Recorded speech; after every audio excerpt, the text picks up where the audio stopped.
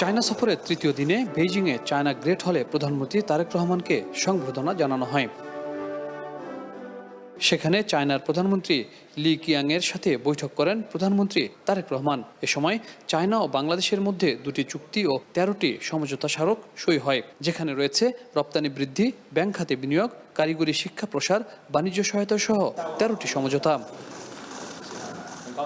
এছাড়া তিস্তা মহাপরিকল্পনা নিয়ে চায়নার পানি সম্পদ মন্ত্রণালয়ের সাথেও বৈঠক করেন প্রধানমন্ত্রী তারেক রহমান। এসব বিষয়ে সংবাদ সম্মেলন করেন প্রধানমন্ত্রীর কার্যালয়ের মুখপাত্র মাহাদি আমিন। তিনি জানান, তিস্তা মহাপরিকল্পনা সহ অভিন্ন নদী ও পানি ব্যবস্থাপনা নিয়ে সহযোগিতার আশ্বাস দিয়েছে চায়নার সরকার। তিস্তার প্রজেক্টের বিষয়ে আমাদের একটা মহাপরিকল্পনা রয়েছে, যেটা বিএনপি নির্বাচনে ইশতেহারে প্রণীত রয়েছে। তার আলোকে এই মহাপরিকল্পনার প্ল্যানিং স্টেজ থেকে শুরু করে যেখানে প্রয়োজন চীন আমাদেরকে টেকনিক্যাল সাপোর্ট প্রোভাইড করবে, তাদের যে নো হাওয়া জ্ঞান রয়েছে তার উপর ভিত্তি করে আমাদের প্রজেক্ট ডিফাইন করা, প্ল্যানিং করা, এক্সিকিউশন সব জায়গাতে ধারাবাহিকভাবে তারা ইনভলভ হবে বলে আগ্রহ প্রকাশ করেছে। তিনি জানান, চায়নার বিনিয়োগকারীরাও বাংলাদেশে বিনিয়োগের প্রতিশ্রুতি দিয়েছেন।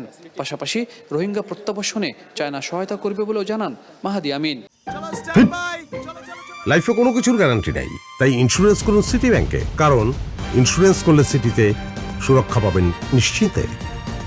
মায়ানমারের সাথে যদি কোনো ডায়ালগ করার প্রয়োজন হয়, স্পেশালি রোহিঙ্গা রিপ্যাট্রিয়েশন বা প্রত্যাবাসনের জন্য, যেটা আমরা সবসময় বলছি যে ভলান্টারি, সেফ এবং ডিগনিফাইড রিপ্যাট্রিয়েশন চাই, সেক্ষেত্রে চীন বলেছে তারা ফ্যাসিলিটেট করতে চায়।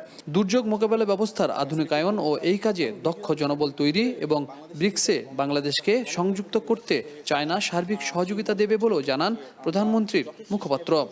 ব্রিক্সে সম্পৃক্ততার বিষয়ে আলোচনা হয়েছে এবং ব্রিক্সে বাংলাদেশের সংযুক্ত হওয়ার ক্ষেত্রে ওনারা ইতিবাচক ভূমিকা রাখবেন সেটি বলেছেন। এছাড়া গণমাধ্যমে বিনিয়োগ, সর্বোপরি রাজনৈতিক সহযোগিতার মাধ্যমে বাংলাদেশের পাশে থাকার আশ্বাস দিয়েছে China.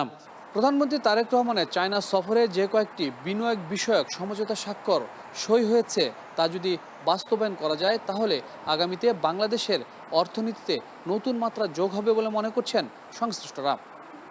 Habib Rahman, one news, Beijing, China.